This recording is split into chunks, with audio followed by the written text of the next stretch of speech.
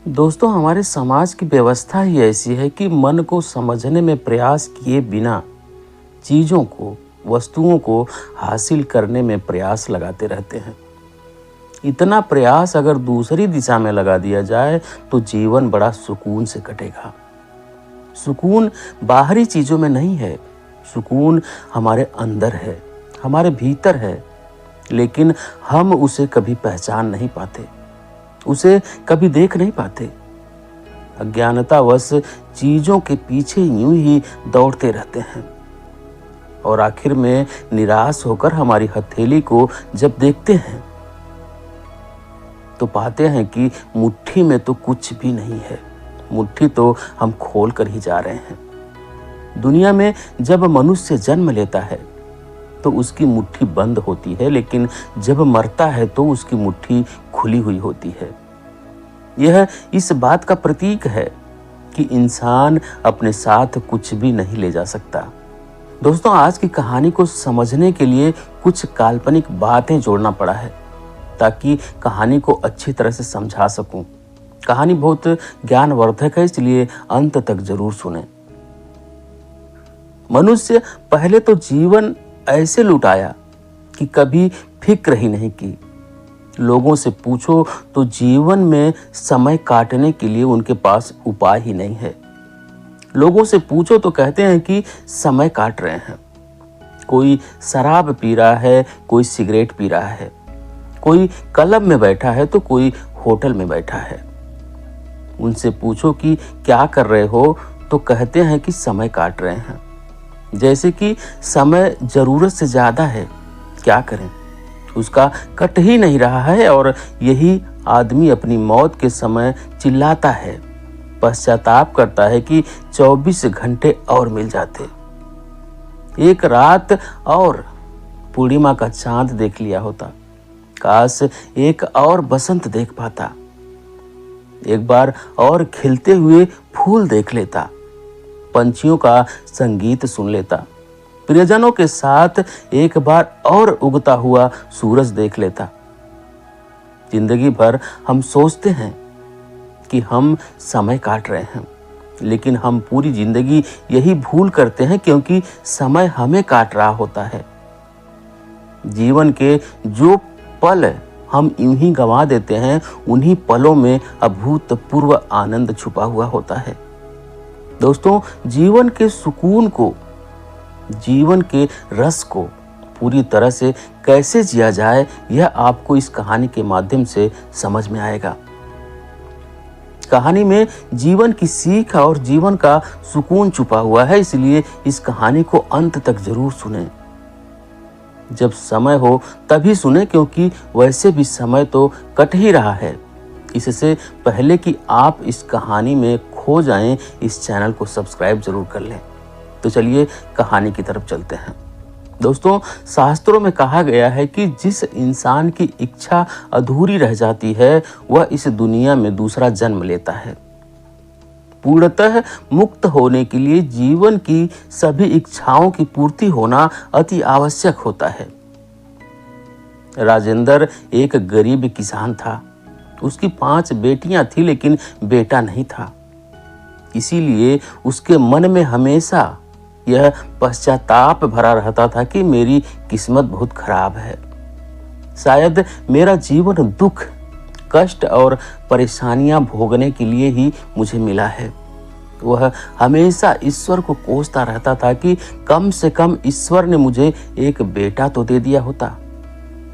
2 बेटियों का विवाह तो जैसे तैसे राजेंद्र ने संपन्न करा दिया, लेकिन बाकी बची 3 बेटियों का विवाह करना उसके लिए बहुत मुश्किल हो रहा था, क्योंकि उसके पास धन नहीं था और जो भी आदमी विवाह का प्रस्ताव उनके पास लेकर आता वह दहेज की मांग करता, लेकिन उसके पास धन की व्यवस्था थी ही नहीं, तो वह दहेज देता तो किस प्रकार देता।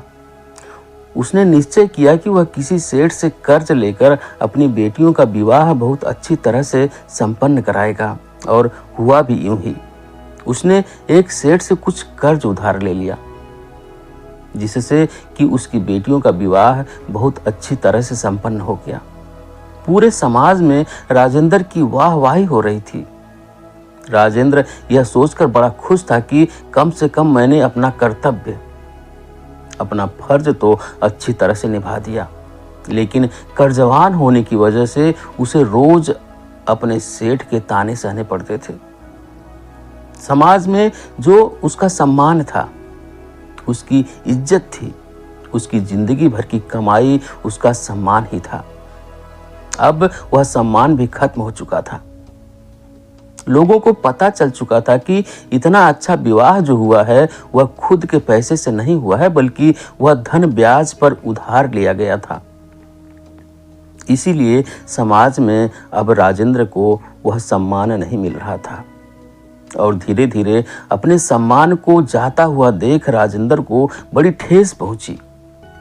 उसने अपनी पत्नी से भी इस बारे में कोई चर्चा नहीं की और एक दिन राजेंद्र ने आत्महत्या करने का निश्चय किया। आत्महत्या करते समय उसके मन में यही विचार चल रहे थे कि अगर मेरा कोई बेटा होता तो मुझे इस तरह अपनी आत्महत्या कभी नहीं करनी पड़ती। वह मेरी मदद करता, मेरा कर्ज उतारने में मेरी सहायता करता। अगर मरने के बाद ईश्वर से मेरी मुलाकात होती है तो मैं उससे जरूर पूछूंगा कि मुझे ऐसा जीवन क्यों दिया, क्यों मुझे पूरा जीवन कष्ट में बिताना पड़ा। और कहते हैं कि मरते समय जो इंसान विचार लेकर मरता है वही विचार उसके अंदर शाश्वत रह जाता है। मरने के बाद जब वह यमलोक में पहुंचा तो उसकी मुलाकात ईश्वर से हुई और उसने ईश्वर से यही सवाल किया कि आखिरकार मेरे जीवन में इतने कष्ट क्यों थे, क्यों मुझे ऐसा जीवन दिया गया जिसका कोई मतलब या फिर कोई अर्थ नहीं था। ईश्वर उससे सवाल करते हैं कि तुम्हें अपने जीवन में क्या चाहिए था जो तुम्हें नहीं मिला। राजेंद्र ने झट से उत्तर दिया कि मुझे एक बेटे की अभिलाषा थी। इसी उम्मीद में मैंने 5 बेटियां तक कर दी। उन्हीं का विवाह संपन्न करने में मैं कर्जवान हो गया और मुझे आत्महत्या करनी पड़ी। अगर मेरा एक भी बेटा होता तो वह मेरे कंधे का सहारा बनता, मेरा कर्ज उतारने में मेरी सहायता करता, अपनी बहनों का विवाह खुद संपन्न करा देता। लेकिन मेरा कोई बेटा नहीं है और इसी कारण मुझे इतने कष्ट के दिन देखने पड़े और मुझे आत्महत्या करने के लिए विवश होना पड़ा। हे प्रभु, आप तो करुणा के सागर हैं, दयावान हैं। इसीलिए उन्होंने राजेंद्र से कहा कि जाओ, तुम्हें एक और जीवन दिया जाता है और इस बार तुम्हें बेटे की प्राप्ति होगी। राजेंद्र पृथ्वी पर फिर से एक नया जीवन लेकर पैदा हुआ। धीरे धीरे समय अपनी रफ्तार से चलता रहा, लेकिन धन की मूलभूत कमी इस जन्म में भी बनी हुई थी। लेकिन इस बार उसे बेटियों की जगह एक बेटा प्राप्त हुआ, बहुत सुंदर, बहुत सुशील। और धीरे धीरे जैसे जैसे वह बड़ा होने लगा वैसे वैसे अपने पिता की सहायता करने लगा। यह सोचकर राजेंद्र बड़ा प्रसन्न रहता था, क्योंकि राजेंद्र को अपना पुराना जीवन याद था।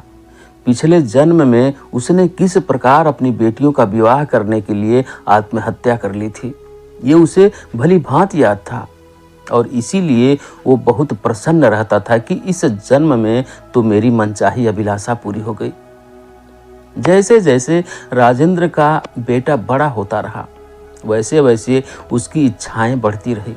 राजेंद्र उसकी हर इच्छा पूरी करता, चाहे उसे कितनी भी मेहनत क्यों ना करनी पड़े, चाहे उसे कहीं से भी कर्ज क्यों ना उठाना पड़े, लेकिन अपने बेटे की इच्छा वह हमेशा पूरी करता था, क्योंकि उसे पता था कि कल को यह बेटा बड़ा होकर मेरा सारा कर्ज उतार देगा। यह जीवन में कामयाब होगा तो मैं भी खुश और सुकून का जीवन व्यतीत करूंगा। लेकिन धीरे धीरे जैसे जैसे राजेंद्र का बेटा बड़ा होता जा रहा था, उसकी इच्छाएं बढ़ती जा रही थी। अब उसकी इच्छाएं पूर्ति करने के लिए राजेंद्र के पास पर्याप्त धन नहीं बचा था, इसलिए वो उसकी इच्छाएं पूरी नहीं कर पा रहा था और इसीलिए राजेंद्र के बेटे के मन में अपने पिता के प्रति एक खटास पैदा हो गई। वह अपने पिता से ईर्ष्या करने लग गया। जब वह अपने मित्रों को अपने से अच्छा जीवन जीते हुए देखता तो उसे बड़ी ग्लानि होती कि मेरा जीवन बेकार है, मेरे पिता मेरी इच्छा पूरी नहीं कर पा रहे हैं तो मुझे पैदा करने की क्या आवश्यकता थी। और इन्हीं विचारों के चलते वह अपने पिता से दिन ब दिन ईर्ष्या के बीज अपने मन में बोता चला गया। दूसरी तरफ उसके पिता को अपने पुत्र पर बहुत अभिमान होता था।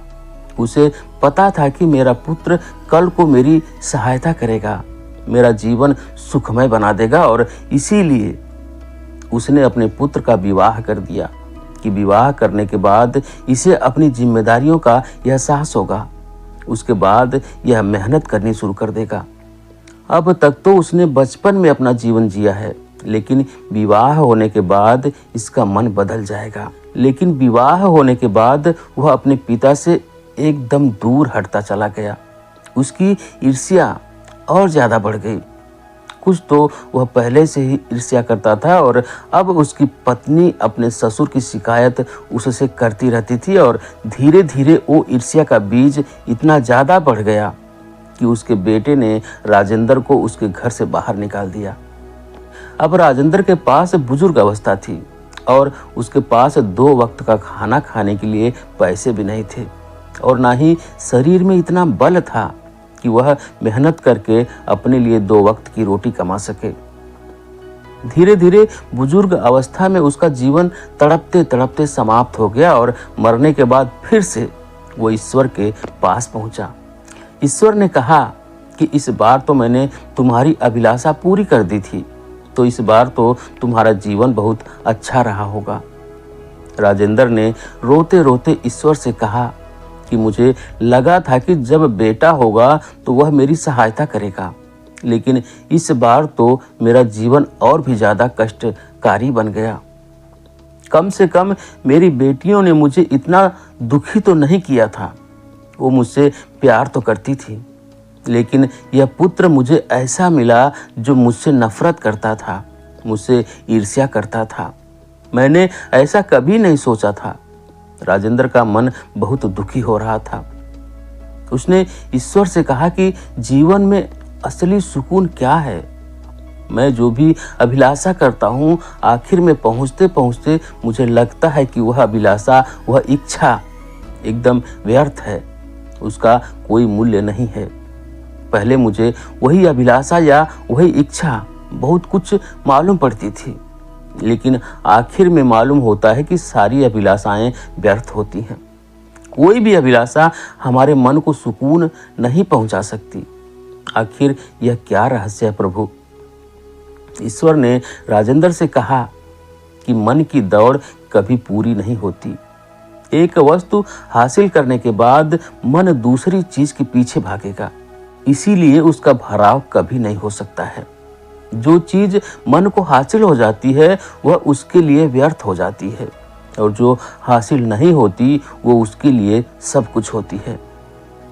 उसे पाने के लिए वह हर संभव प्रयास करता है, लेकिन आखिर में उसे यह समझ में आता है कि सभी प्रयास यूं ही व्यर्थ किए गए।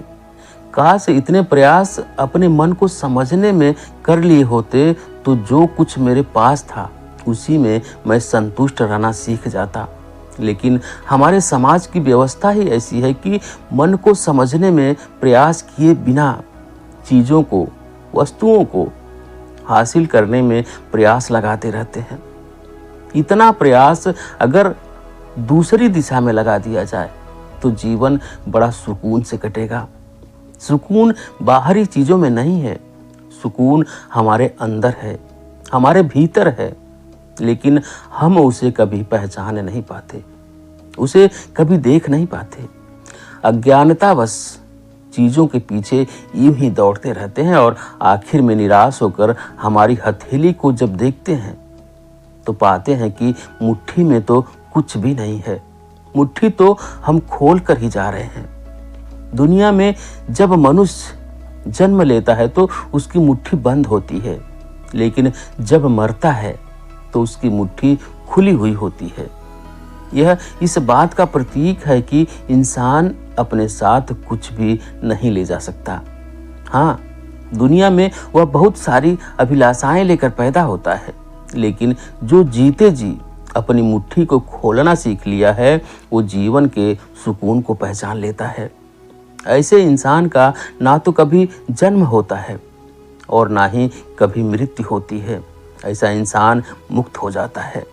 तो दोस्तों, ये थी आज की कहानी। आपको कैसी लगी कमेंट करके ज़रूर बताएं। वीडियो को लाइक करें, शेयर करें। चैनल पर नए हैं तो चैनल को सब्सक्राइब जरूर करें। बेल आइकन भी प्रेस कर लें ताकि आने वाली सभी वीडियो का नोटिफिकेशन सबसे पहले आपको मिले। वीडियो देखने के लिए बहुत बहुत धन्यवाद।